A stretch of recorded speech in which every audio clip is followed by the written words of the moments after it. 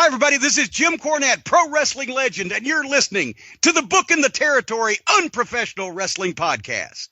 This is the artist formerly known as Daryl Van Horn, James Mitchell, the Sinister Minister, and I'm here to let you know I would rather slam my cock in a car door than to miss the dulcet tones of Hard Body Harper, my illegitimate son, on Booking the Territory podcast. Woo, Messi, this is professional wrestler Jimmy Valiant, the Boogie Woogie Man. Tell my people, my brothers and sisters, don't you dare miss Booking the Territory. Oh, yeah. This is a one-man gang. You're listening to Booking the Territory Pro Wrestling Podcast.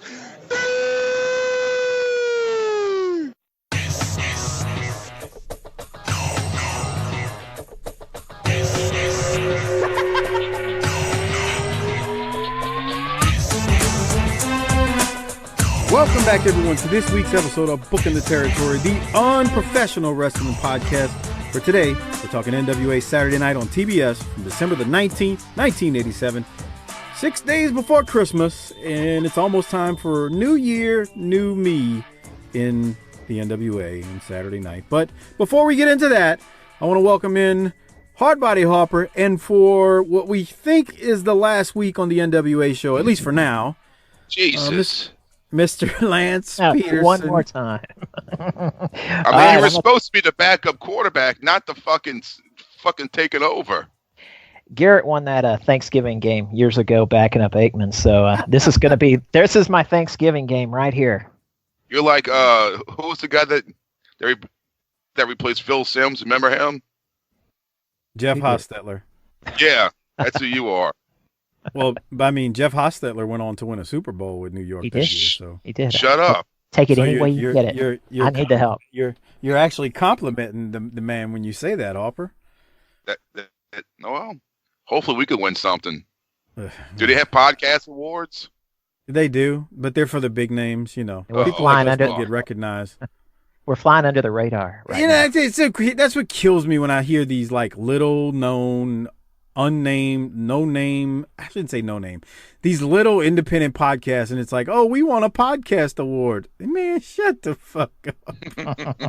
Like, come on, man. It's like the Wrestling Hall of Fame now. There's so many of them. Right. Where's the credibility? I mean, like, seriously. Oh my God! I remember one time, and I don't want to say any names because there's people out there, friends of mine, who listen to this, and they're gonna get mad. But there was a newspaper column in a little town in Louisiana, and there was a certain independent wrestler from Louisiana who was inducted into the Louisiana Wrestling Hall of Fame, and I was like, "Get the hell out of here, man!" Right. Where's this brick and mortar building at? Which truck stop bathroom is this Louisiana Wrestling Hall of Fame? Oh, man. Oh, the things people do. All right. So first off, as we get into this thing, I want to give a special shout out to the largest patron contributors monthly who are Hall of Fame patrons. Disrespectfully Classy, Marky Blassie. Also Hall of Fame patron Kyle Riley and Mike Childry. Thank you for being Hall of Fame patrons and our largest contributors. No weird news of the week, but make sure you go join the Facebook group. Just search Booking the Territory - the Unprofessional Wrestling Podcast. Then a couple of quick shout outs. A lot of people bumped up their patronage, so I want to take care of them. But LaRon Brown, longtime Patreon supporter, bumped up to the Hall of Fame tier, made the move to Patreon as well. So thank you, LaRon. Tony Matkovich is a new patron, signed up on Patreon. So thanks for signing up on Patreon, Tony. DJ Turner is also a new patron member, signed up on Patreon. So thank you for getting on Patreon, DJ. And then I got a long list of Adam Craven, Patrick Villers, Eddie Prather, Tony Chirachetti. If I said that wrong, Tony, my apologies. Equane Rhodes and Dan Rackley.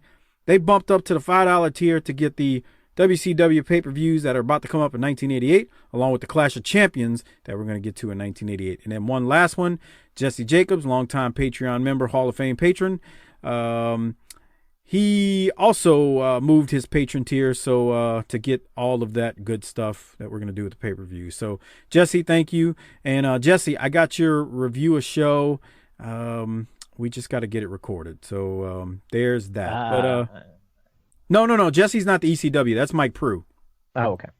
Yeah. Doc and I are going to do Jesse sent me an AWA episode, so we are going to do. Yeah. Well, and that's what's going to be fun about that because of some of the AWA stuff. But no, you and I are going to do the ECW show for Mike Prue. So we got that one we're doing. By the time this airs, at least the ECW one might be out. I'm just not sure. Gosh, that may be where I draw the line when you start having me look at AWA shows. No, no, come on, man. Whoa. Although that ESPN AWA stuff at the dying days was a little rough. Yeah, there's ups and downs. Oh, yeah. There's that. I feel bad when that's your home territory. You say, "Oh, I grew up. AWA was my home territory." I feel sad. No, you can't feel bad. I genuinely feel bad. It depends on the era, though. I mean, if you're saying that for somebody born in like 1984, maybe because by the time they were a kid and could watch, it was past its prime, but. You know, if it was before that, they got some good shit in that. Here and there. They're pushing those old guys, how I feel about that. But here's the thing, though. I mean, like, if somebody were to, okay, Lance, World Class died in what year? 80. Let's say 80. Let's say 87. Let's say 87 was terrible. No. I mean, when did it officially cease to exist? Oh, August 89. Okay, so here's my point. You got a kid born in 83. So at 5, he's watching 88 World Class. And he can remember it. So all he knows is 88 and beyond. He's going to be like, this was the shittiest product known to man. Because he doesn't know any better. But then he's going to think the Monday Night Wars was the peak of fucking wrestling. So, like, it's all about perspective. That was my point. That's all I was saying. I hear you. But no, I hear you. All right, Harper, you got a Doc-A-Holic spotlight of the week or a Harper-A-Holic or whatever, or are you just going to give it to Steven Jaworski again because that's what you always do? I don't know. Should I? I mean, I don't know, man. Who should it be? I wonder. Go ahead and give out yours. I'll give out mine after you. No, you go first. Well, I gotta look it up. Yeah, I know, huh? Is that what you're doing? You're Shut up. You're going over to the He's going over to the Facebook group. We're and he's peeking behind the scenes. Do a random search for someone. That's some dirty shit. What? I give it mine to Josh Fields. Okay. Well, there you go. He's a Hall of Fame patron. I'm sure he'll appreciate that. He plays golf, apparently. Okay. I think he's really into this shit. You got to give us some more context. Well, he's a good little fella. Okay. So I'm going to give mine to Alan Hayes at Spyboy Sports Cap on Twitter because he was tweeting me this week about our longtime friend who is no longer in Smoky Mountain Wrestling, Mr. Ron Wright. So who is a legend. So yeah, just for you tweeting and keeping Mr. Wright's name and alive, we thank you, Alan. So there you go. You get the Doc-A-Holic spotlight from me since Doc still isn't back. So there you go. Well, he's friends with Ken Dixon. That's good. Who's friends with Ken Dixon? Your boy. I just said. Alan? Josh Fields. Oh, Josh. Okay. Was that the Superman theme song starting up? No, it's like a foghorn. Oh, that sounded like the na. Yeah. All right. So, anything else before we get into the meat of the episode, y'all? Let's roll. All right, let's roll. So once again, we are sponsored by you, the patron. If you are not one, become one at tinyurl.com/PatreonBTT. You can get all the video reviews there. You can get all the world-class shows there that Lance and I do. And soon to be the WCW pay-per-views and all that good stuff. And then the shows that we're getting requests from listeners will all be there as well. Again, it's tinyurl.com/PatreonBTT. We appreciate it. And thank you for signing up. So let's get into this episode as Harper is over there getting a blowjob or something. What? Oh, you hear shit? Yeah, I'm sorry. No, it's all right, man. I know you're adjusting yourself. So anyway, we go into the show, and wow, this show opens up in a weird way. I'll share my screen with y'all in a second. Mighty Wilbur is taking on Arn Anderson. JJ and Tully get involved, and then Lex is about to make the save when we head to the studio. Harper, what did you think when you saw this opening? I thought, I'm thinking, I just hope to God we don't see a tag team with fucking Lex and Wilbur. I mean, God, imagine sitting through that shit. It's the worst. Definitely the worst. I just shared my screen, so y'all should be able to see the actual opening. There you go.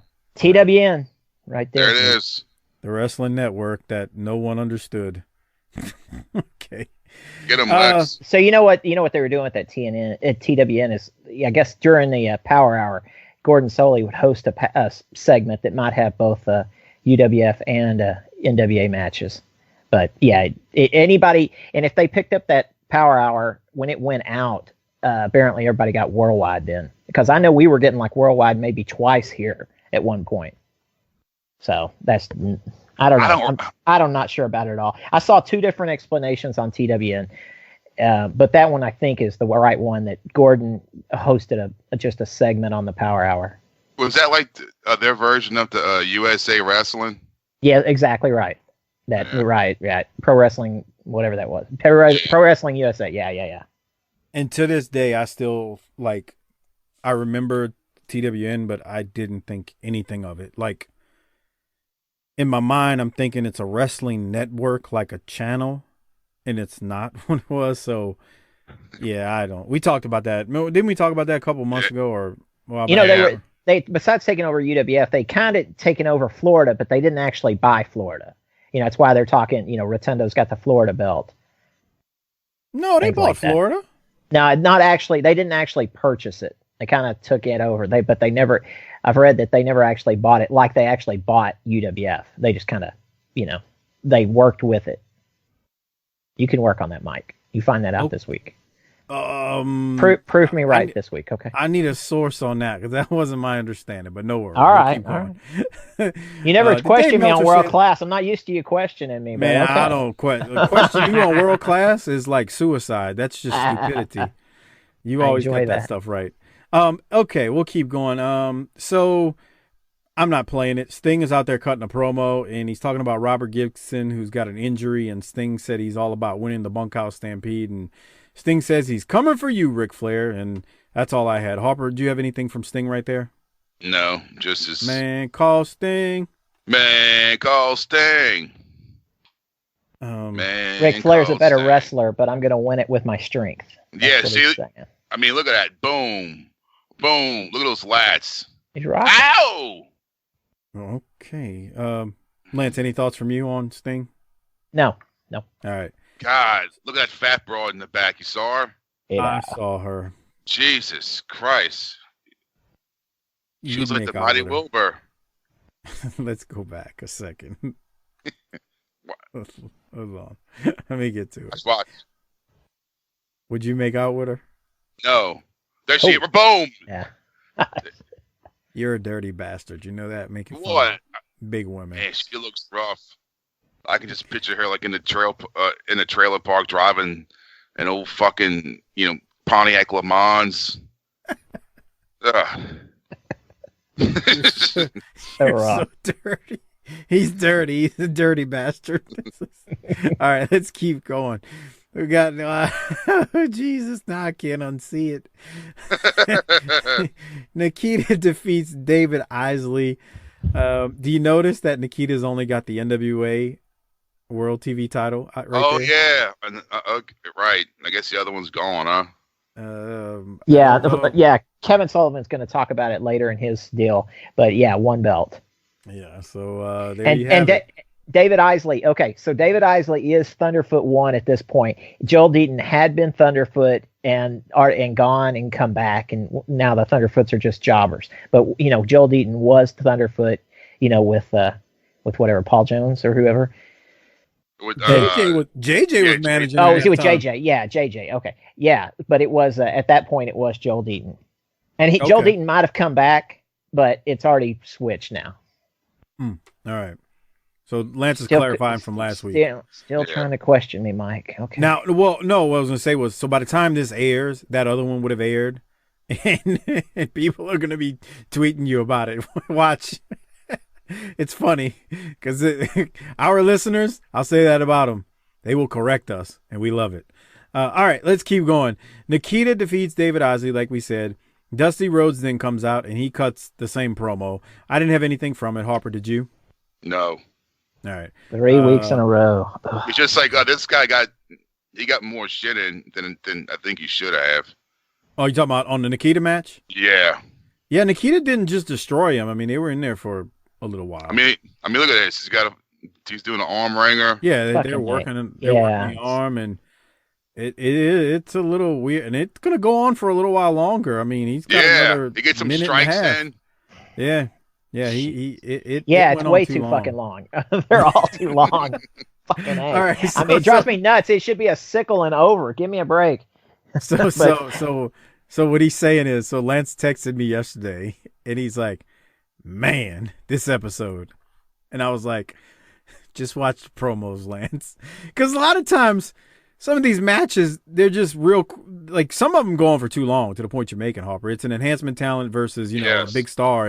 And I understand they'll go on for like a minute or two, but man, you get some of them in there, they'll go 5, 6, 7 minutes. It's like, man, what are we doing here? But they were filling up that TV time, Lance. So that's I was glued to it. I was glued to it when it was on originally, but I've always said, man, I don't plan on going back and watching it because, why am I going to go back and watch this studio show? But it's fun now. We look at it a different way. We're looking at the promos now that we're older and stuff. But for years before we thought that way, it's kind of like, man, I lived through those squash matches already. Yeah, no, I'm with you. All right, well, so after Nikita does win, they replay the Dusty promo, and then now we're going to get a fresh new promo from Cornette, so here it is. All right, ladies and gentlemen, we're back with Jim Cornette, Big Bubba, the Midnight Express. This side. You know something everybody's talking about? Why has Jim Cornette been getting on Dusty Rhodes' case the past couple of weeks? Why are the Midnight Express wrestling in single matches? What the heck is going on in Denmark, brother? Well, let me tell you something. You see, Starrcade 87, Dusty Rhodes started flirting with the idea of retirement. Well, that gave my mother an inspiration, and she gave me an order, and that is that the Cornette family name, revered though it is, can go down in history best of all by being the man who managed one of the men who put Dusty Rhodes out of the business, brother. And Dusty Rhodes, I know you, and I know that you would have never thought about retirement if you didn't have it in the back of your mind that you may be slipping just a little bit. You see, I'm going to state some plain facts. First of all, Dusty Rhodes, I think what you are is a big, ugly, low-class redneck goof. That's what I think you are. But you've been the world heavyweight champion 3 different times. You are the United States heavyweight champion. Every kind of title there is to be held, you've had it. And for the past 16 years, every time there was a big match, every time there was some big money made, every time there was somebody anywhere in the world talking about professional wrestling, they were talking about Dusty Rhodes. He was right there. You've been the big deal for 16 years. But you see, let me tell you something, Dusty Rhodes. Muhammad Ali was the greatest for a long time. He was from Louisville, Kentucky, just like me. But you see, he thought he was the greatest about 2 or 3 fights longer than he actually was. And his brain's cottage cheese now, and he's talking like an idiot. And that's the same thing that can happen to you, Dusty Rhodes. Look at yourself in the mirror, you idiot. Look at yourself in a full-length mirror. Your knees are busted up. Your face is scarred. Your back hurts. It takes you an hour to go to sleep at night and a whole lot longer to get up in the morning. You were on the downhill slide, brother. You have seen your better days. And I know and I can feel in my heart that you're ready to be taken. Somebody's going to do it, and one of the men that Jim Cornette manages is going to be the guy to take you out. And here might be 2 of them. Ladies and gentlemen, the U.S. Tag Team Champions, beautiful Bobby and Sweet. All right, Lance, he was a little stiff there with Muhammad Ali, but what do you have from this? He loves us. Brother Love. He dressed just like Brother Love right there. No doubt about it. I sent you the pictures. He dressed just like Brother Love. I don't want to get anybody mad. They can look online. Yeah, Lance sent me a side by side. He's literally got the exact same suit that Brother Love had on. And when you see it, it's like, holy crap. Yep. No, you're right. It's a fun interview. The match, goes on and on. In fact, Bobby goes up to the top rope twice because Jim Cornette's, saying he's going to sue Turner because the lights are going to, interfere with Bobby jumping off the top rope.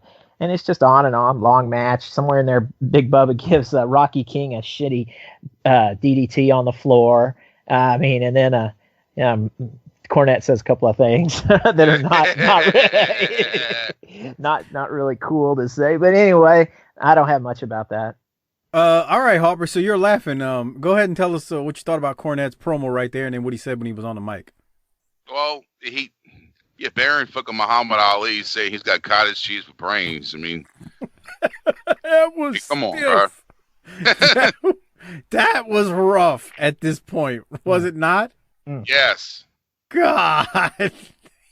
And they're telling Dusty he's got to look in a full length mirror. I'm like, whoa. Cordy had some balls, man. And he busted his head open like a watermelon. I mean, come on, bro. You can't say that. He said it. Oh, and then Stan starts dancing. He kind of does that like Akeem trying to look black dancing thing. At the beginning of the match? No, when after he does that he does that like DDT to him, and when Cornette says, "Oh yeah," he busted his watermelon open and stands outside like he's mocking Rocky King trying to like dance, like he's black, ever, like fucking Michael Jackson or something. You don't have a timestamp, do you? I don't know. I mean, Jesus Christ. It was when Rocky was outside selling the DDT. Was it near the end or in the middle? I can't remember. Yeah. All right, hold up. Let me see if I can find it. Yeah, I gotta see it. You see, this is why I can't like skip a match because I want to. Right. You never know. You never know. It's never know what you're gonna get. Well, and especially when it's a midnight match. I didn't skip this. Oh yeah. I didn't skip this one. I just didn't remember. But with a midnight match, the thing about Corny is he like grabs the mic and this shit right here. Fuck this, bro. This is when he does a splash. God. Here, dude. Oh God, damn. Yeah, I can take it. Yeah, whatever, bro. They had him draped over the top rope, and then Bobby comes over and splashes him across the back. I was trying to find Rocky King, but I can't find it. It's just a long damn match. It ought to be coming up right here. I would go forward. I think. Well, that was the end of it. Oh, was it? Oh, okay. Yeah. Yeah, see, that's the end where I was at. So let me see. I don't. We're not gonna find it, but right before that. You think it was right before this? Yeah, I think Rocky looks pretty screwed up, so I'm sure it's before that. Yeah, that's when he threw him in a ring. All right. Yeah. So let's see. No, not that one. The other one. No. You want to go further back? I think farther back. All right.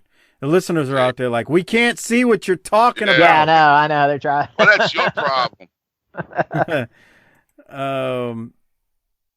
Yeah. No, every interview on this show is we're going to talk about when this was filmed, this show, but it was the same filming as last week, and so everybody's interviews are just a tiny bit revved up more than last week. They kind of held back, and you'll see that in a few interviews coming up, that everybody kind of held back and pushed it, to act like more time had really passed since the last show.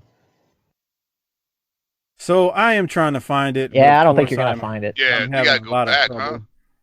Well, he's see, I keep going back and forward. Okay, I think it's. You think it's after this? No, fuck! I thought he was gonna body slam him and throw him outside the ring. Yeah, he doesn't. This is where he comes off the ropes. And then he tags out. Right. So we're not gonna find it. We won't hold you up any longer. All right. So the Midnight do obviously win, and they beat Rocky King. So then we're going to go now to, after they win, they go to Tully and Arn. So give me a second, and I'll get to that. Yeah, poor old Rocky. Man, Rocky King. Bobby Blaze said Rocky King was so talented, and nothing was ever done with him. Just a talent in the ring. But stay tuned. All right, here we go. So now let's go now to Tully and Arn. With us now, the World Tag Team Champions. 2 of the 3 horsemen now. These brave men.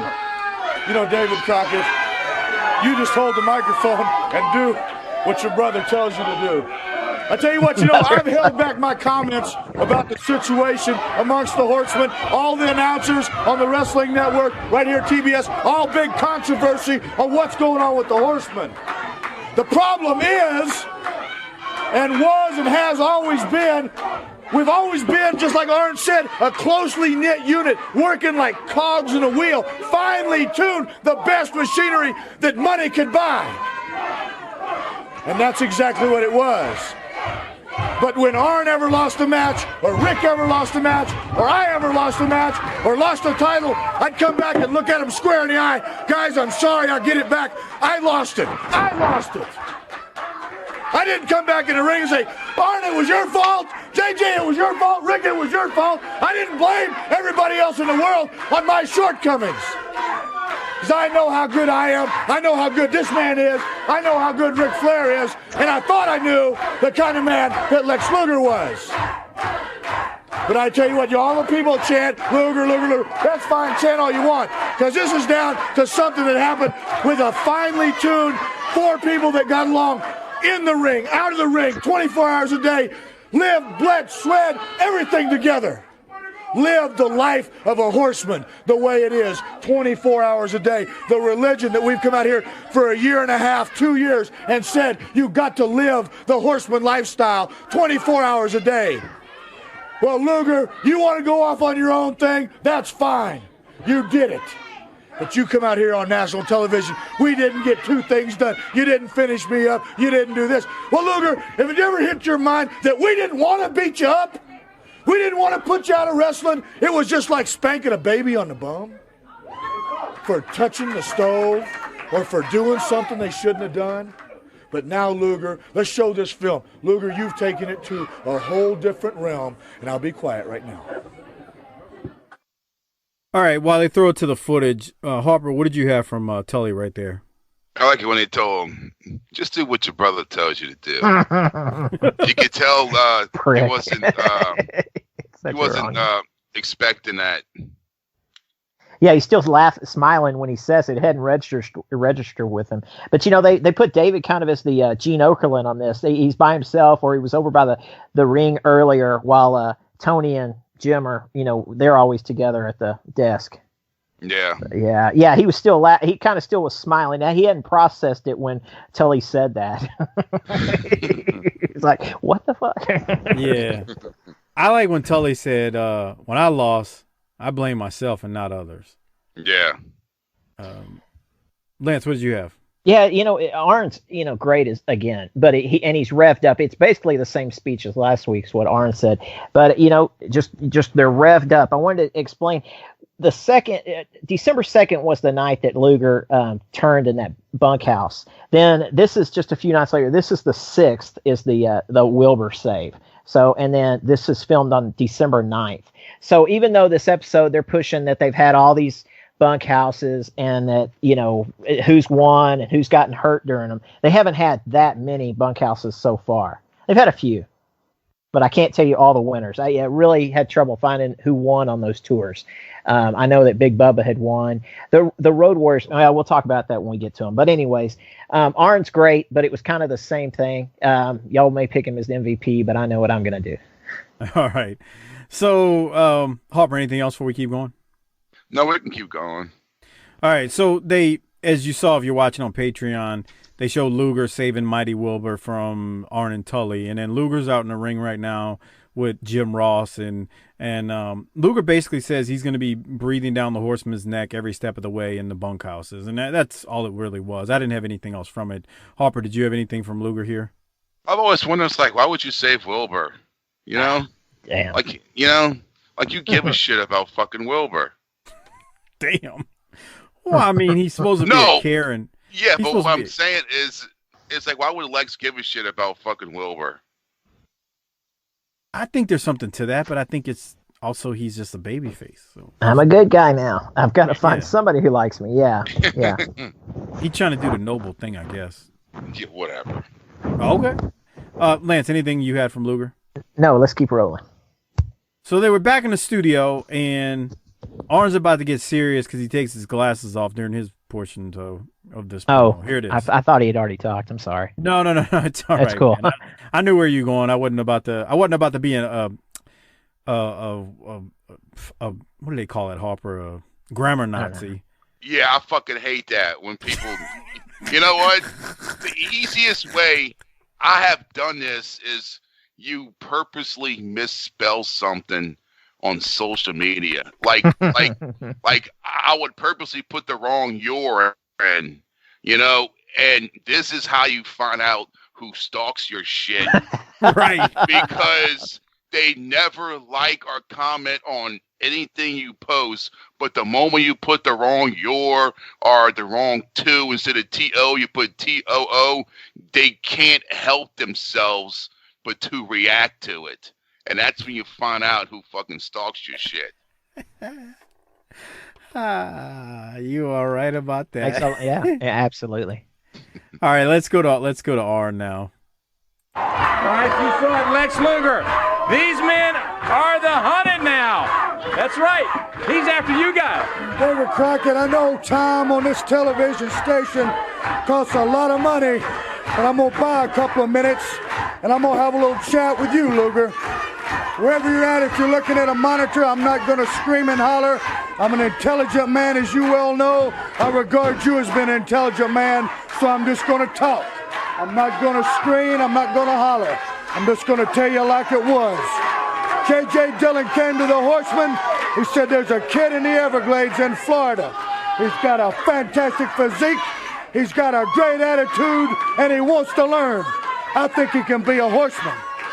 This man right here, myself, Ric Flair, took time in the gym, in the ring, in the course of a lot of matches. I personally sacrificed my body, some of my notoriety, personally, everything I could to help you become being a horseman, because that's the greatest thing you can be in the course of your life. James J. Dillon treated you not only as a horseman, but as a son. Ric Flair, I know, personally welcomed you into his house many occasions to work out at his gym, eat at his table. But what you are, Luger, you always had this feeling deep in your gut that you were something special. You were the shining star that could rise above the horsemen. The one thing you never understood, Lex, is the horsemen only are as great as the sum of their parts. We're one unit. We're not one man. No one man is an island unto himself, Lex. That's something you've got to remember. Now you stepped out by yourself and you decided you're going to be all these people's savior. You're going to do the right thing. You're going to manifest yourself to be the athlete you knew you could be. What your mom and daddy knew you could be. Well, Lex, if sacrificing being a horseman means to me you get in that guiding and shining light all by yourself, then well and good. You've chose your path. But just remember now, Lex, that you stepped out by yourself. That's exactly where you are, by yourself. Rhodes ain't gonna help you. Koloff ain't gonna help you. A rock and roll Wyndham, nobody's gonna help you, Lex. But just remember one thing. I didn't get the name the Enforcer just by pot luck. I got it by getting things done. Not making commercials, not making endorsements, not going to Hollywood. By being better than anybody else in that ring. That's what I do. I'm stepping forward. If there's a problem, I'll handle it. All right, we'll be back right after this. Lance, I know you said it kind of reminded you of last week, but when he said I didn't get the name Enforcer by potluck, I got it by getting things done, not making commercials, not making endorsements, not going to Hollywood, but by being better than anyone else in the ring. I actually thought they kind of added on to. Sure. They added some onto it. Yeah. But you see the fire. Yeah, they revved it up because more time's supposed to have passed. I mean, obviously they already knew about the Wilbur save, on the taping last week. They just saved it and acted like it was another chapter. Yeah. They filmed a lot of damn matches. They filmed a lot, and big, huge tapings, everything. When you look at the results and how they organized this show, it's pretty wild. It certainly is, but that's what they did back then a lot of times. Harper, what'd you have from it? I tell you, listen to Arn. It makes Lex sound like a real asshole. Yeah. Here we were. I did Right. this for you. My notoriety. I thought that was a good line. Yeah. Yeah. I took what a sacrifices to fucking help you out. It's the kind of shit you pull. Fuck you. Harper's getting worked up just thinking about it. I mean, it's kind of, that's what it sounds like, because there is truth to it. He did kind of take somewhat of a back seat when fucking Lex showed up. He did. Like, they're both. Why are y'all talking about this like it's real? They're both actually kind of in the right, which is kind of what happens in life. See, like, Lex is not lying when he says that he supported Arn and Rick when they both didn't have titles. That's exactly what he did. Like, he never like said anything about, y'all lost, y'all don't have titles. There was no like attitude or anything from him. He supported them. So like, Lex is right, but at the same time, Arn is kind of right too. He's like, I got my name by getting things done, not making commercials, not making endorsements. So they're both. They both. That same towards. What's think it's Hogan? No, he's aiming at Lex. But because I don't think Lex wasn't doing commercials and shit. No, but Lex is going to talk about it in his interview in a minute. That JJ was out there trying to get these extra jobs for him and stuff. Oh. Yeah. I see why you're taking it that way, but no, he's pointing that towards Lex because of what Lance just said. So evidently, quote unquote, JJ was working on getting Lex all these endorsement deals and commercials, and Lex was the one saying, no, I got to train and all this stuff. So they're writing that into the story, and Arn's just making that point. He's not talking about Hogan. He's directing that towards Lex. But Lex claims that's not what happened. Lex is saying that was all JJ's idea and not his. So it is what it is. Damn, you messed up all my notes for the next match. I have all that written down. What? Yeah, and Lex is now suspicious that that's the reason that JJ was trying to get him those outside gigs, so he wouldn't outshine the rest of the Horsemen. Right. Oh, okay. Yeah. I see what you're saying. So, as we keep moving, because we'll get there in a second, Dr. Death defeats Trent Knight. I don't have anything from it. Lance, you? I go to Harper first and come back to me. Harper. With Dr. Death? Yeah, the match we just watched. That's on in the background. All right, what you got from it, Lance?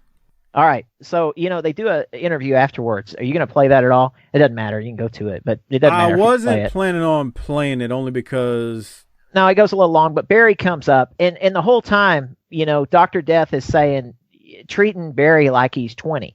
He's, that this young kid, and, I like the fire in a young kid like that. That's what he says after Barry goes off. Okay, so it's time to play Who's Older. Okay, right. So who is older, Steve Williams or Barry Windham? All right, It's Barry. Steve. Barry. It's Barry. It's gonna go. Okay. Dr. Death is 5 weeks older than Barry. Oh, 5 weeks. Jesus Christ. 5 weeks. So they're basically the same age, May and July of 1960, okay? So, yeah, I know, yeah. Dr. Death is older, but he's treating him like that in that show. Okay, I'm going to give you a couple more while we're here. Who's older, Nikita? Okay, so let's say Barry and Dr. Death are the same age. Who's older, Nikita or Dr. Death and Barry? I think Nikita's younger. Mike? Nikita. Nikita is older. Nikita's a year older. Damn. Oh, okay. We're going to try one last one. Okay, so we know Nikita's older than Dr. Death and Barry. Where does Rotundo? Is Rotundo older than Nikita, younger than Nikita, or the youngest of all those guys? I think he's the youngest.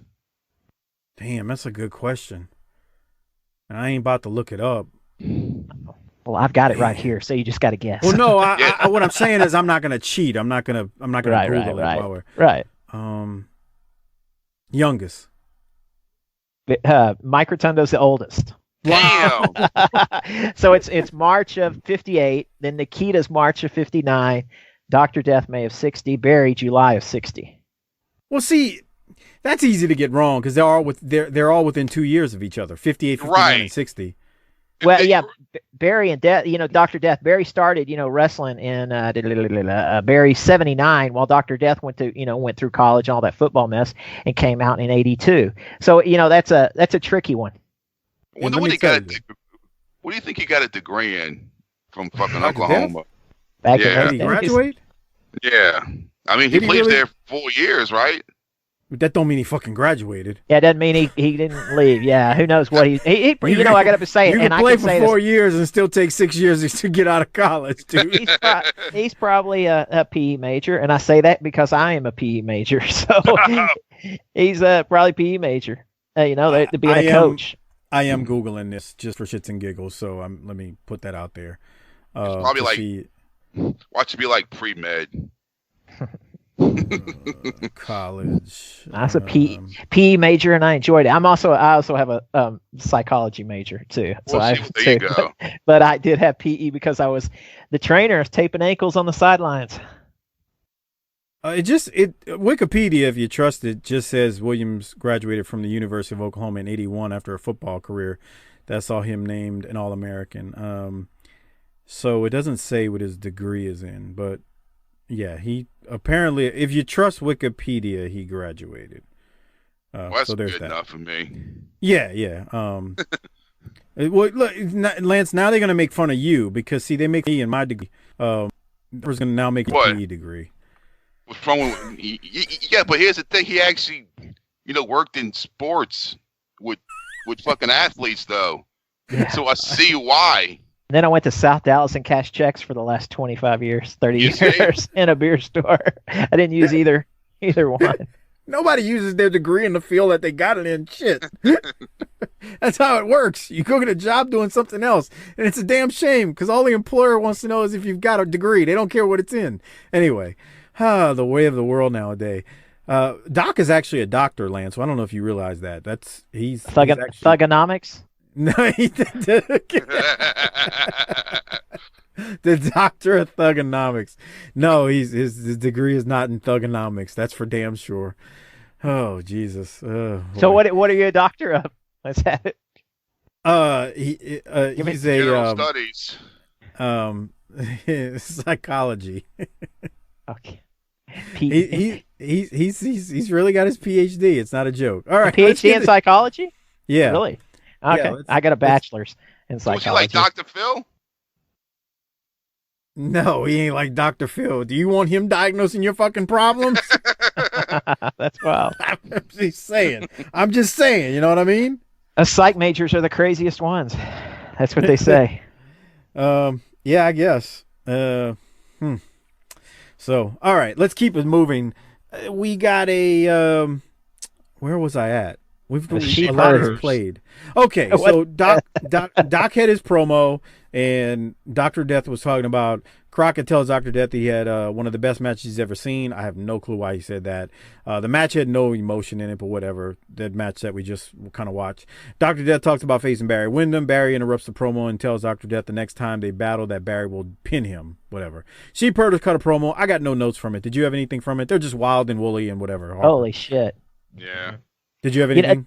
Now you can't tell if they're face or heel. I mean, they're basically WWF right now. They're the the Bushwhackers in this interview. They haven't decided what they're going to do with them. They're the last UWF tag team champions, and it looks like they just don't know what to do with them. So they just come out and kind of blah blah blah, with smiling and going whoa and yeah and all that. But see, they're not really WWF yet because they're not. No, they're not. Yeah, I hear in this interview though. But they're not licking heads yet and kissing babies. That's all I meant. You're right. And they're going to have plenty of matches, over the next year. 3 or 4 pay-per-views or something coming up. But anyway, so they're going to be there. But on this interview, it's just like, I don't know. Have y'all seen them on here before? Oh, yeah. That wasn't the debut or anything. Okay. No. That wasn't their debut. And we did talk about it when they first came in. Like we talked about how I'm not playing this promo, so I'm just gonna let it run while y'all watching this. We did talk about how they are not the sheep herders from the UWF days, like when they were just vicious animals. But they're not quite obviously the what they were coming in WWF either. So they're kind of in between. But I mean, because I don't know, Lance, I'm sure you saw those cage matches in the UWF, did you? Or yeah, no? it's hard to get copies. I don't know if it was on that Mid-South or not. I mean, I know all the legends of them. I saw them in bloody matches. Just I didn't see any of those barbed wire in those with that wood and the barbed wire, those cages, man, that I love. I was at a Dusty Tully Blanchard at one of those barbed wire, but I didn't see the Fantastics in those tag teams. You got an extra hard drive laying around? No, man, I'm not Mr. Tech. I do know what that means, though. I can put that stuff on a hard drive for you because I've got it all. The Mid-South and UWF stuff. That's the only reason why I asked. So, in case you wanted to go through it and look for those cage matches, because I mean, some of them are on there. Okay, it's okay. I got a fax machine right here. Okay, and I fax, and let me tell you what, I fax all the time. Jesus Christ! I know. I'm sitting here right here I'm looking right at the fax machine. That's nuts. And is this guy related to Tim Horner? I'm always going to have a VCR too. Don't think that. I mean, I'm always going to have a VCR. Come on, gotta look stuff up. The VCR thing is kind of smart, especially when you got a lot of tapes and you don't have them converted yet. But I'm with you. All right, we'll keep going. We got the Barbarian. He defeats Larry Stevens, and then Paul Jones is out there flapping his gums with his army, Warlord and Barbarian. I don't have anything from it. Lance, did you? No, Tonga John. Remember Tonga John from Tonga 83 John, World Class? That was his name in World Class in 83, and you wouldn't even recognize it for people who haven't seen him in that. Barbarian was Tonga John. Harper, anything from that promo or keep going? No. We got Mike Rotunda. He defeats the Italian Stallion in the next match, and then Sullivan is back out on commentary. Sullivan is talking about giving pointers to Mike Rotunda. And when you watch this match, Rotunda definitely looks more aggressive in this match. He's not a heel, but he's got a certain edge, and he looks good with this edge. And JR and Tony, they even point out how Rotunda looks different, and even the studio is booing him. So, hey, man, shout out to Disrespectfully Classy Marky Blassie. The makings of the Varsity Club are in order. It's a friend of mine and longtime patron of the show. So there it is. I know you were excited for this part, but you definitely can see it transition in here. Lance, what did you have from this? Tony says talking about Rotundo, there's a little spunk in him as of late. And then Kevin Sullivan's talking about that Nikita only has one title now, but that Nikita looks a little lost out there. And all of a sudden he's putting over Dusty, the boss. Imagine that. He's saying Dusty gave 150% at Starrcade. Maybe Rotundo should mold himself after a winner like Dusty. Imagine that, putting over the boss. Okay. All right. Harper, anything from you? Good stuff, Lance. I mean, not really. It's just, I mean, like you said, he was more aggressive. Well, if you think about the old territory days too, they're doing this real slow. Yeah, and he didn't use the airplane spin. I don't think, did he? I don't think he did, but I know what you're saying. I know what you're saying. Yeah, he's going to start using that. He's been using it. He's been using that. I call it the Cena. I call it the. Oh shit! What's that move Cena does? The five knuckle shuffle. No, attitude adjustment. Yeah. Oh yeah. It kind of looks like what Rotunda does, right? So like that's why I thought that. But yeah, he didn't use it. He's just, I don't know, man. When you watch him in this match, he's got a different bounce to him. He's sharper, more physical, kind of more aggressive. You're right. He just took him over right there. He didn't use his finisher, but he pins him. So there's that. All right, let's keep going because up next we got Kevin Sullivan, and I was gonna assume you all want us to play this. So what did you think, Lance? I'll go to you first. No, I got nothing. Sullivan talks, and then they want to talk to Rotundo, and he just says something about whatever Kevin Sullivan says. I'm with. He says it kind of awkwardly, but that's what he's saying. I'm on board with whatever Kevin Sullivan says. Harper, yeah, I agree. What did you have, Harper? He just seemed kind of lost, didn't he? Yeah. So it's good. They got him with Sullivan who can talk. I mean, it's going to work out. I mean, Sullivan kind of, he seemed kind of lost, or he wasn't into it. I think Sullivan? He's repeating himself a little, but I don't know. Well, he was talking during the match, and then he was talking after, so yeah, maybe he'd run out of stuff to go with. Yeah. he did say I kind of wrote some quotes down. He said, we have a guy that was a varsity athlete, or as Sullivan says, a varsity athlete. When they finally asked Rotunda what he has to say, Rotunda doesn't say anything. He says, Kevin Sullivan knows exactly what he's talking about. And then that was it. And then here was the thing that I took from this too was because Rotunda doesn't say hardly anything. JR and Shivani in the next segment, they're mentioning how Sullivan is like a psychologist and he's got mind control over Rotunda. So again, I kind of feel like, and tell me if I'm wrong, they're like just telling the story with these guys and where they're going with them with the varsity club, although not calling them that yet.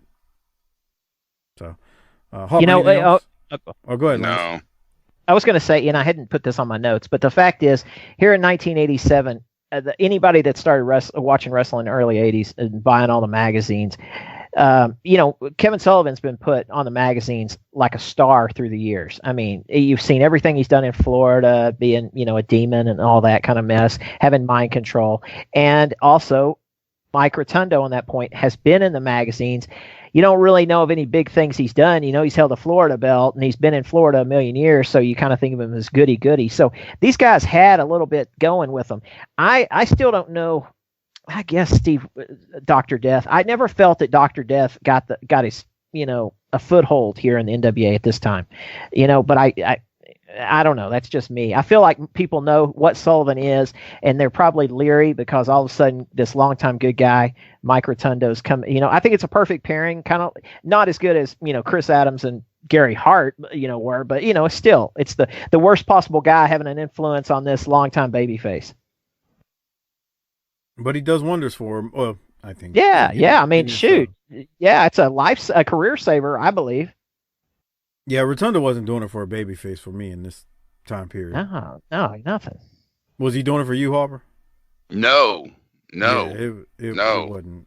You see, and the one thing I kind of noticed is that when you see him here, he doesn't seem as thick as he was when he was IRS.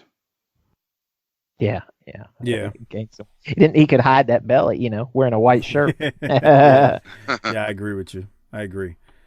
All right, well, we will keep moving. There is a match. It is Larry Zbyszko, who defeats Tony Suber. Harper, anything from it?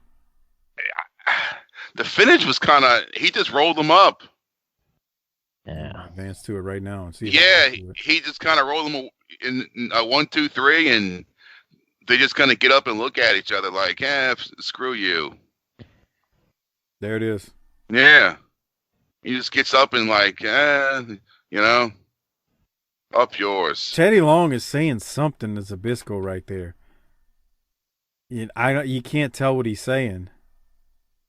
Yeah, that was a weird finish. I agree. He just rolls him up in that small package and he says something. Lance, what did you have from it? Nothing. That Tony Suber lifetime jobber. He'd been around since like '85, and by this time next year, he's in the WWF. And so, he never did anything. That's nice. Never did anything. I tried to look him up. I wanted him to have a wife that owned a comedy club or anything, but I couldn't find anything on him. Yeah, I looked him up. The only the biggest thing I saw was him and Ron Simmons went up against the Midnight Express. Yeah, he got a little bit of a right. That's the only thing I saw. I guess because he's big and he's big and black, and they're like, hey, they match. That's messed up. I'm just. But I'm bummed. I can't. That's what they were thinking.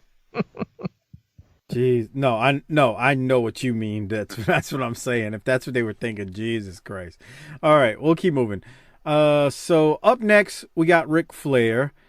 And let's just play it. This is a long one, but enjoy it. Yeah, this is fucking good shit. Yeah, it is. This is good. Here it is. See, he's revved up more than last week. The one and only, the leader of the Four Horsemen, the World Heavyweight Champion, Ric Flair. David Crockett, this is the time of the year when no matter how much dislike you might have for someone in this sport, no matter how much the competition wears you down, this is the time of year when Santa Claus is going to make it all right for everybody involved. And in this case, Ric Flair. This time of the year can be called Santa Claus because he's the man that's holding all the gold in the greatest sport in the world. Now, the Crockett family went out last year and spent $40,000 on this. And this right here is the difference between the major leagues and the minor leagues. If nothing else you like about our sport than this, look at it, because this probably cost more than the house you live in. And last night, Jim Crockett, who made me wait a month, walked up to me and put this back in my hand. Read it. The name is Ric Flair, and it goes on this for the 5th time. And I know that the Crockett family hates putting their hand in their pocket for Ric Flair, because I'm already a multi-millionaire. But the bottom line is, I'm the best wrestler in the world today, whether you like it or not. Now, Lex Luger. And Luger, I gotta get this point across. I like you. You're a nice guy. You're a great athlete. The greatest body, the greatest physique in our business. But like Dusty Rhodes said, and now pay attention, because this is important to you, Luger. Just because you couldn't make it as a horseman doesn't mean your career's over. Just be very careful what path you walk. Be careful what you seek in life. Because, my friend, the bottom line is, if you jump on Arn, you're jumping on Tully. If you jump on Tully, you're jumping on Arn. And if you jump on Tully and Arn, then you're jumping on me. And my friend, once again, ask Dusty Rhodes, the man who has beaten me twice. Ask Nikita Koloff. Ask the Road Warriors. What do I claim to fame besides thousands of women? Is the fact that I'm the dirtiest player in the game. The dirtiest. I write the book right now. The dirtiest player in the game. I will stop at nothing to stay on top. Nothing. I will not live on that big house. I will drive nothing but Mercedes or Rolls Royce.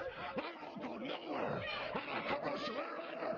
I will ride in nothing but limousines, and I will make love to nothing but the best looking women in the world.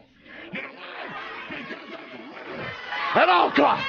Which brings to mind P.S. Michael Hayes, the spandex cowboy.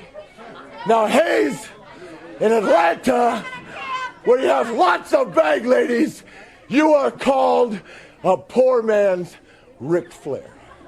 In other words, while I'm in cashmere, diamonds, and alligators, you're in Reeboks, jeans, and a leather jacket. And I personally am insulted that the Crockett's or any other promotion would rank you or put you in a position to wrestle me. You are street trash, bad street trash, as you claim. And pal, the bottom line is, Michael Hayes, don't be like Luger. Don't be a loser. Don't jump on the nature bar. Woo! Hey, coming up next, the total package. Lex Luger will be right here. Well, damn. Where do you go ahead, Lance? You go first. It doesn't get any better. I'm telling you. I mean, it's just on and on. The belt costs more than your house, things like that. I mean, it's great. He's on that top level. He's going to be Santa Claus. He's going to make it all right. It's fantastic. I'm in agreement. Harper, what do you have? He said a lot. Yes, if you jump on fucking Arn, you jump on Tully. You jump on Flair, you jump on Arn and Tully. Don't be a fucking idiot. Perfect. Well, let me talk about this. So he said it's the 5th time that he's won the belt. So who's he won the belt from? Oh, okay. Dusty, Harley, of course. Harley, Dusty, and Ronnie. That's 3. He beat Dusty twice, right? There you go. Dusty twice, so one more. Right. Dusty twice, Race, Garvin, and... Oh, God. You're killing me. Don't say it. Oh, man. Oh, I'm fuck. purposely not answering because I want to see the tweets come through. People going, how do y'all not know this shit? Golly. Okay. Just say it, Lance. It's not Dory Funk. No, it's Kerry Von Erich. God. Oh, but no one remembers that shit. So those are the 5 they're counting. They're not counting the Jack Valvino in '82, and they're not counting the Harley Race change in New Zealand back to him in Japan. They later on that Harley Race is going to be accepted, but at this point, Flair's only mentioning whatever the NWA wants him to mention, and that other thing wasn't. They weren't cool with that other. So, you could say it up because he's in WWE. No, they've never acknowledged that there was this title change in March of '84 where Flair and Harley Race traded the belts. Harley won in New Zealand and Flair won it back 3 days later in Japan and stuff. So that's was never acknowledged for 1,000 years. They wouldn't make mention of it, but now they do. Why? Because you could hide that shit back then. The NWA didn't want to. They wanted to be in charge of the belts and say when the changes, but these times Baba would pay the money so that there could be a title change. No, Baba paid to have it be the title, but the champion himself. But there's other reasons. There's money. It's money. Yeah, to go back what Lance is saying too, you could do that and hide it back then. Nobody would know. Yeah. And I was talking about that Jack Valvino. That's the story with Flair saying that he got had to let Jack Valvino win because he was worried about a riot. There are pictures of that match. I think they fought twice, actually. He fought him. And there's a movie that's totally, just mythology on Jack Valvino that just came out. And then I think there's going to be I don't know if it was a 2-hour movie or a TV movie or what, but then there's going to be another part because this part didn't have the match. But just making a, total mythology out of Jack Valvino. That was in the Dominican Republic in September of '82. Yeah. So let me, Nick, y'all, hopefully, I don't know, make you laugh or not, but when Crockett opened that interview and he said to Flair, when Flair said, David Crockett, this is the time of year.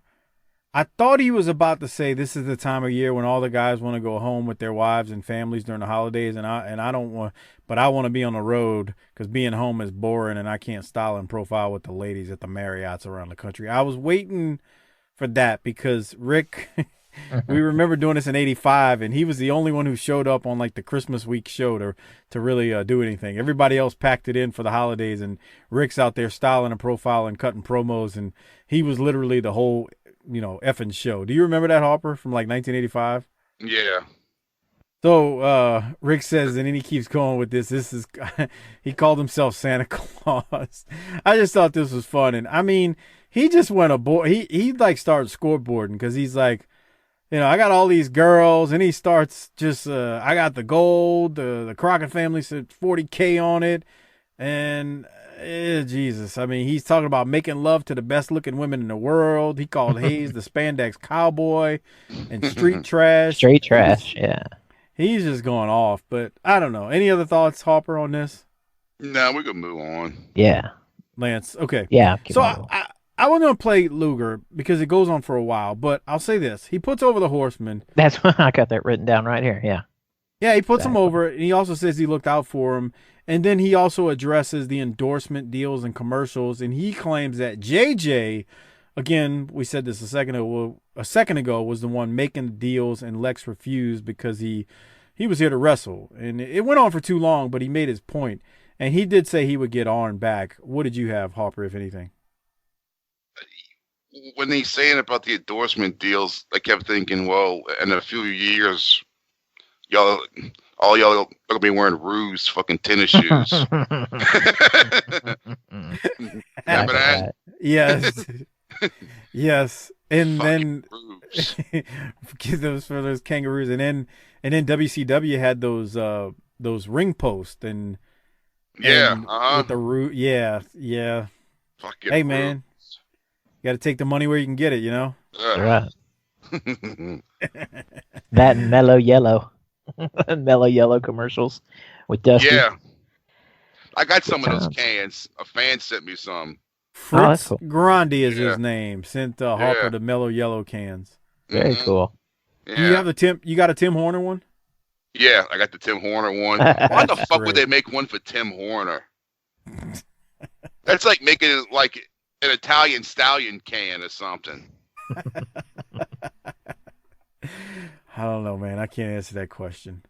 All right, we'll keep going. We got Michael Hayes and Jimmy Garvin. They defeat the Gladiators. And then we got Ricky Morton and Sting, who defeat Curtis Thompson and John Savage. I'm going to stop right there in case y'all got anything. Anything from any of that? What we got? Curtis Thompson, Firebreaker Chip. Firebreaker Chip. Oh, yeah. Oh, that's who that is. He's all over the place because he started in 87. After this, he's going to go to Puerto Rico, Stampede, Pacific Northwest. He's going to go to WWF as a jobber, go to USWA, and then finally back to WCW with that. Yeah, so he's all over the place. As the fireman. Yeah. That was him. Firebreaker Chip. It was him and a soldier. And that was a tag team that I still... You remember you were telling me about this a while back, Harper? You were like, Firebreaker. And I was like, bro, I don't remember that shit. Yeah, he was a fireman, and the other guy... This was when, like, Desert Storm first hit. Yeah, I know. When everybody was fucking Captain America. And so they had the fireman guy, and they had, like the American soldier hero. And they were the Patriots or something. What was their name, Lance? You remember? I was going to say he did an American mail thing, like a mailman, but he had done that. But who are you talking about? I was looking at my notes. What'd you say? It was Firebreaker Chip in that other guy. His tag partner. But I can't remember the name. He did the whole military gimmick. Yeah. But I remember like 2 years ago, you were trying to remind me of this tag team, and I was like, I don't remember this shit, man. And you were like, no, he did this, and then I had a couple of people send it in to me, and I was like, it was during the days of the Z-Man and Flying Brian and I got Ross and all that shit. Yeah, and when you see him now, you like there he is. If you're watching on Patreon, tinyurl.com/PatreonBTT. You recognize He's it. Bigger at than this point, Sting. Oh, there it is. You're right. The Patriots, Todd Champion. That's it. See? Yeah. Very good. Very good. But I didn't remember it. Like I don't remember their tag team. I still don't remember it. I mean, I've seen it, but I don't remember. You're not the only one. All right. So anything else from this matchup? Yeah. No. It seems like Ricky Morton seems kind of more. He's got like a more pep in his step.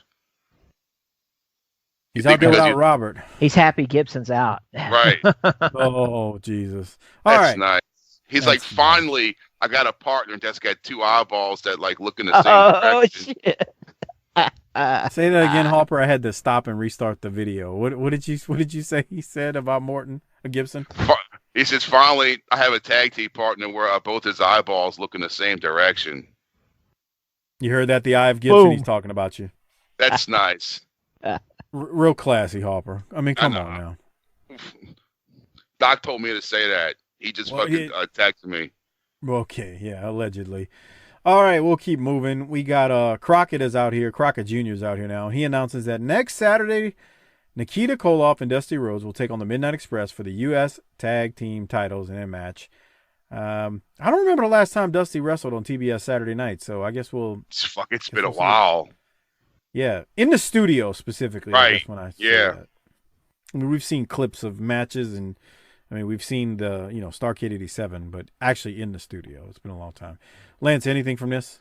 Yeah, Crockett's saying, Dusty's future in '88 with WCW is unclear. It's not about the money, though. He makes sure and say it's not about the money. It's just some other issues. But, it's basically, telling you got to come to the matches because Dusty may not, better come watch this pay-per-view. You better come to the matches because we don't know if Dusty's going to keep on going. But it's obviously storyline. If they were having real trouble, they wouldn't be pushing it on TV. Right. And he's gonna be around. Also, I wanted to say on that Freebirds match, they did mention that the Freebirds were the number one tag team contenders to Arn and Tully, but I don't know where that goes. I don't think it goes anywhere actually, but because Michael Hayes is doing all those house shows with Ric Flair. So yeah. Anyway, that's what Jim Crockett was telling me. You better order, Starcade or Stampede coming up because who knows what Dusty's going to do. So we'll keep going. I'm trying to see where I'm at. Okay. We're watching now the Road Warriors versus their Murder and Thunderfoot 1 and 2 right here. I don't really have anything from it. They're about to kill him. Do you want to just go to the promo, Harper, Lance? Yeah. Yeah. All right. Look how big they are to move around so fast. I mean, you just can't. People don't understand that if you didn't see it. I mean, they're huge and they're moving around at 1,000,000 miles an hour. They could fly around, that's for damn sure. All right, let's go to them now. They're with David Crockett at the podium. I have to say right now, anybody that gets in the ring with the Road Warriors has to be crazy. You know something, David Crockett? I'm getting back there looking at the monitor. We're getting a little sick of hearing about shave this, cut this, cut that. As far as we're concerned, cuts are for kids and masses for men. You're looking at two of the most thickly muscled athletes in this business today, in the sport of professional wrestling. Anytime, anywhere, we'll prove to anybody we're the strongest guys in this sport. Remember, people, we're the guys that say what we're gonna do, then we do it, right, brother? Well, Davey, baby, we've been through some bunkhouse stampedes. I won some, he won some, we flipped a coin. I think he's gonna go to the finals. Now, there's everybody out here talking about being a bull in the bunkhouse stampede. Well, what is it with this bull thing? I tell you, it's a bunch of bull. That's what it is. It don't mean nothing to us. Because all it means anything to us is not being a bull. That's not how we got where we're at. We're just stinking nuts. That's how we got where we got. Our roofs are missing a few shingles, if you know what I mean. The elevator don't go to the top because there ain't an elevator. So you just take that to the bank when you think about getting in the bunkhouse stampedes with the LOD. You better think twice. And we snack on danger, and we dine on death. Goodbye. All right, we can stop there. Go ahead, Lance. Oh man, they mentioned that flipping a coin and stuff. Animal. They're probably not supposed to, go into specifics. Animal will go to the final, but Hawk's gonna get a title match with Ric Flair on the pay-per-view. So that's what's going on. They did that in San Francisco where they both won and they flipped a coin. I just don't know I keep thinking that was last year's bunkhouse, and I just couldn't get good information on that tour. I know where they had bunkhouses and stuff, but I just can't get who won each one of them. But that's the deal. Animal is going to go to the finals. The cage match. I got the book. I just never the JCP book. I just never. Every time I go to say I'm gonna look something up, it never happens. So you can blame me on that one. My bad. Gotcha. Harper, what'd you have from this? Did he go take a piss? Probably did. All right. Or he muted himself by accident. Take the laptop in to take a shit. Hey. There he is. Where'd you go? I was about to say, did you have anything from this? He's, fuck you being a bull, bro. I kept thinking, imagine Dr. Death versus fucking 1M. Yeah, that would be, Did we ever see that? No, huh? Nah. Not that I remember. I mean, of course, it'll happen the minute I say it. Yeah. Didn't happen. No, I'm not sure. So we'll keep moving. We got Arn and Tully. They defeat Denny Brown and Kendall Windham up next. Well, but you got You got Paul Jones coming out. Oh, well, Paul Jones is talking to Ellering. What you got on that? Because we're watching it right now. I wasn't going to play it, but they're out there talking about, I should say they're out there talking about a challenge. This is the whole who's the strongest wrestler. Many people out there remember this. Paul Jones went on too far trying to explain. He went on for too long trying to explain that he was challenging his guys versus Ellering's guys. Yeah, look at David laughing back there. That's what they do, the whole, when they bench. Yeah. Look at Crockett. And Crockett is like, can you get it out? Crockett's like, come on, dude. Paul Jones is talking for a long time to say, I challenge your guys to a weightlifting contest. So anyway, did you have anything from that, Hopper? No. All right. Lance, you? Keep on rolling. Arn and Tully defeat Denny Brown and Kendall Windham, like I was saying. And then we're basically rolling to the end of the episode. Let me get to it. We got Arn, Tully, Rick, Michael Hayes. They're out there. Oh, I'm sorry. Arn, Tully, and Rick are out there. And then Michael Hayes decides to come out, and he's going to confront them. So give me a second, and we will be there shortly. But I thought, I'm guessing I thought it was a good way to go off here. Yeah, it's the hottest thing, 2 hour long taping and stuff. So this is as revved up as he needs to be and let it all loose. Yep, here it is. All right, the Horsemen are here. World Tag Team Champions, Tully Blake. I believe Arn Anderson has a line for you, my friend. David Crockett, it is a pressure position being the ultimate. But what it is, what we need to tell you people out there in a lighter side, there's been a lot of serious jousting going on out here. But the bottom line is, when it all comes back to a fact, only thing that matters in this sport, you're either a world champion or you're not. Tell him about it, Nate. How about Michael Hayes, huh? How about Michael Hayes? I can't get over the fact that nothing happening street trash would want to be the world champion, the spandex cowboy.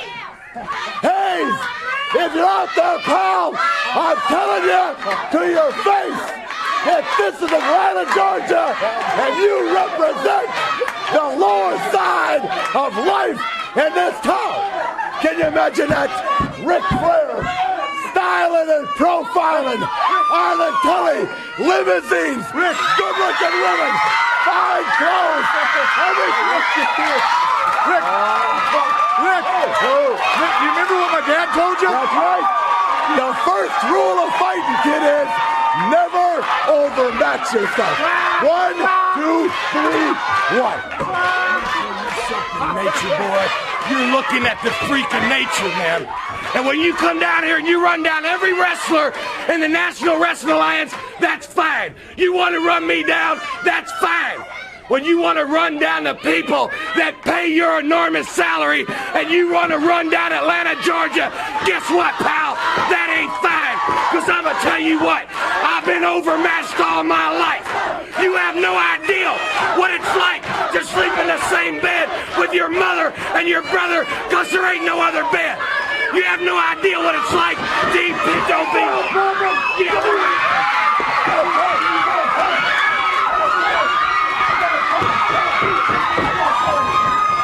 Into the ring they go. The Horsemen stomping on Michael Hayes. Ric Flair. They're holding him up, Jim Ross. Michael Hayes just got very, very personal here. The Flair getting ready to come off the top with the Horseman holding Hayes. Thank goodness for the Garvins.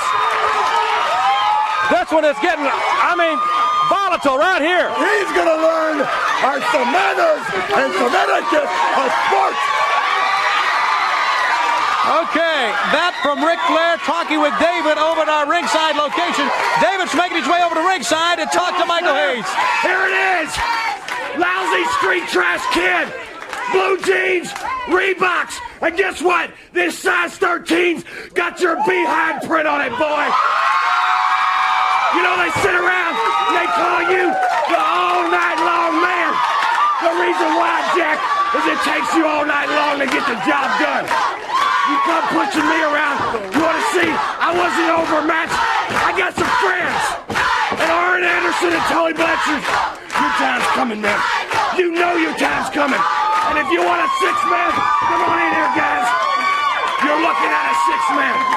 But Ric Flair, you remember one thing. It wasn't Jim Crockett or any other promoter that gave me the chance to challenge you. It was God up above and my own will. Because 2 weeks ago, I took you to a time limit draw. And if that bothers you, if that really sticks at you, you look.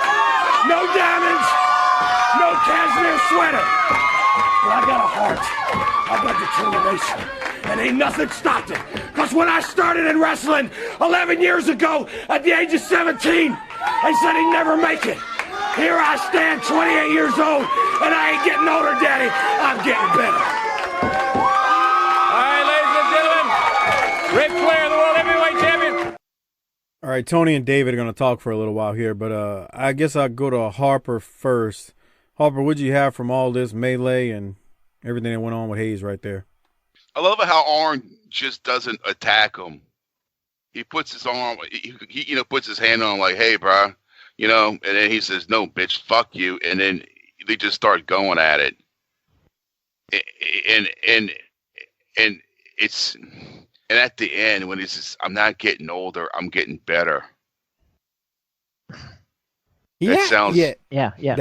That was good. And he's only 28 years old. Right, he's only 28 years old. I know, huh? You think it's really, God, I think he's lying. He's 28, but he's been in the business like 10 years at that point. Hey, look at this. Go ahead. And when he first comes out and you just see the back of him, I swear to God, I thought that was Baby Doll. Jesus Christ. I don't know about that. I don't know about that. With that blonde hair and all that shit, bro. Oh, you moved the screen. I was going to show you that. I wanted you to go to that last shot right as Hayes finished and hold the screen right there because it's funny. When the episode started and they threw it over to David to interview like Sting, he's all three feet away from them at the desk, and you can kind of see the in that last scene of Michael Hayes from a second ago. You can kind of see how far apart they really were when they throw it over to the ringside interview. I'll fast forward to it in a second. I was trying to see when he came out, Harper saying that he looked like Baby Doll from the back. I don't know about that. I mean, he's got that long hair. I mean, hers is never slicked, straight back like his. I know I'm used to seeing his, all my life, so I'm probably not a good judge of it. When's he come out? No, that right don't there. look like That's her right there. Don't look like Baby Doll Harper. You mean you're just being mean? Oh shit! Oh, that's just wrong. No, that don't look like Baby Doll. Oh, all right. Okay. Okay, here we go. Who's older, Arn or Michael Hayes? Michael Hayes. Yeah, wrong. What? Hayes born in 59. So Nikita's actually 20 days older than Michael Hayes. Can you imagine that? Nikita's been going, 3 years in stuff, and Michael Hayes has been wrestling literally, almost 11 right here. We'll go with the 11, what he said. Just amazing. And what Michael Hayes has done in those 11 years, all the different, literally, selling out main events, all over since he was a kid. It's amazing. That's crazy, huh? It really is. I mean, okay, Superdome, so let's go with this. Arena, Dallas, Texas, the Texas Stadium. The dude had worked at like I'm going to say every big venue because it's not true, but he worked the Texas Stadium show for David Von Erich's memorial, which, I don't know, what was that 40 to 50,000, Lance? Yeah, 35. Okay. It was. I mean, I have to go with the legit things. 35. Yeah, no. Okay, and so the Superdome. The Superdome was like 31 or something like that. I can't remember. Was it 29? Something like that. But anyway, this is back when there was no such thing as filling big stadiums, is my point. And here he is. He's on these cards. So he shit. Yeah, he had been there and done that at that point.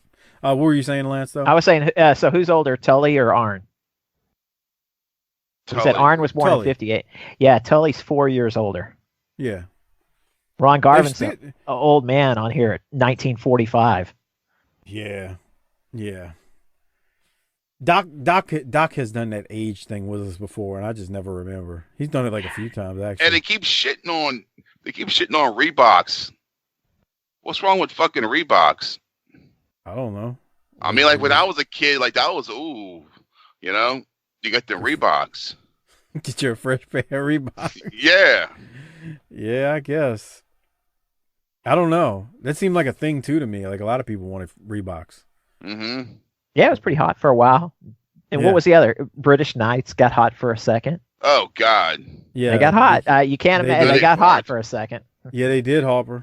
No, they weren't. In my neck of the woods, they got hot. I don't know what the hell was going on in Metairie. British Knights and fucking L.A. Gear were in the same fucking boat, bro. No, not L.A. Gear. No, how you gonna put those two in the same category? Bro, we used to call it British Knights the Burger King shoes because they had BK on the side of them. They did. We called them BKs. Right. We called them fucking Burger King shoes. We got Burger King shoes. Oh boy, yeah. Oh Jesus. All right, so I guess we got to rate this thing now. Well, David and Tony try to fill in some time at the end, but we do need to rate this. Yeah, thing, so. and then at the end, go to the very end when they're talking about it. Okay, I am. They really are trying to stretch that shit, and then all of a sudden, boom. This is the last minute of it. And then he goes, he goes, listen, Tony, see you next week. Yeah, exactly. Like he's about to say something. And he's like, nah. Also, listen, Tony, come on in here. Let's talk about this. What about what happened? Well, I think what Ric Flair did was knock on not only Michael Hayes, but the people of Atlanta, Georgia, and maybe he has bitten off more he can chew, dude. Listen, Tony, it's great. We'll see you next week. I'm going to make a point. No, I'm not. He realized the time was up at that point, so he's like, we're getting out of here. All right. So all that said, we do have to rate this thing. So, Lance, you go first this week. Oh, you're killing me. But yes, it's all right. You know, it's the second half of that taping, and they pumped it up a little. Knowing what I know now, you know, they stretched it out at the end. They were running out of stuff. They had gone through the roster twice in those two tapings, and it got a little long there. They were trying to figure out how to end the show because they had a couple of minutes. But, you know, it's all right. That's all I'm going to say. If you want me to give it a letter grade, I'm going to say, you know, I don't know how y'all usually do, but, you know, Flair, Arn, and there was one other interviewer in there I liked. Yeah, maybe a B+. All right. Harper, what you giving it? I'll give it a solid B. I was going to say the same thing. I'm giving it a B. Wasn't bad. Wasn't great. You got Ric Flair in there. You got Tully and Arn cutting some good promos.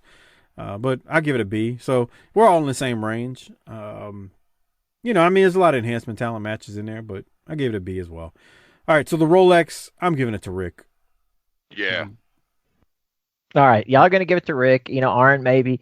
I was going to say Rick, you know, starting the show, but then again, I saw that Hawk interview again. It made me laugh. So, bye. I'm going to go with Hawk.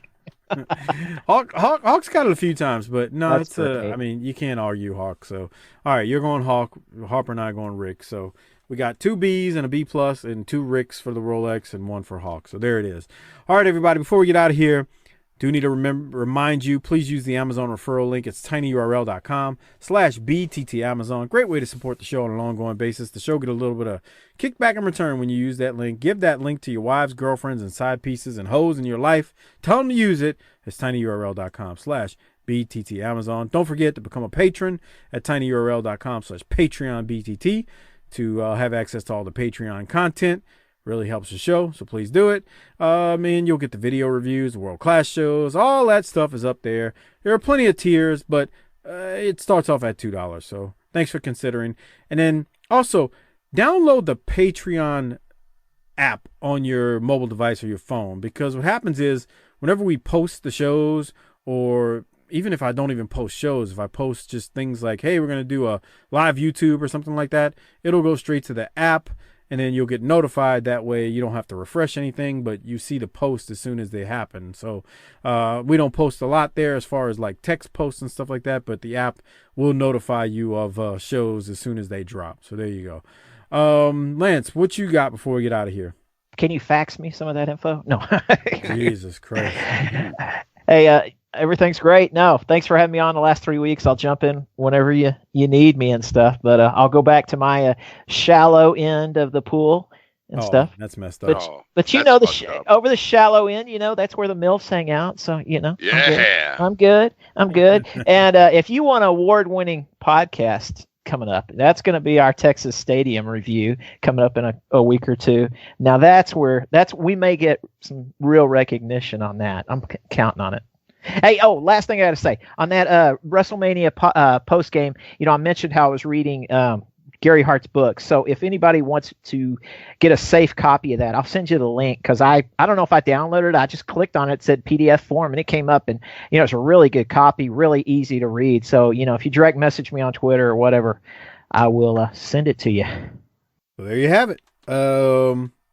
Somebody already did, so that's why I thought it would.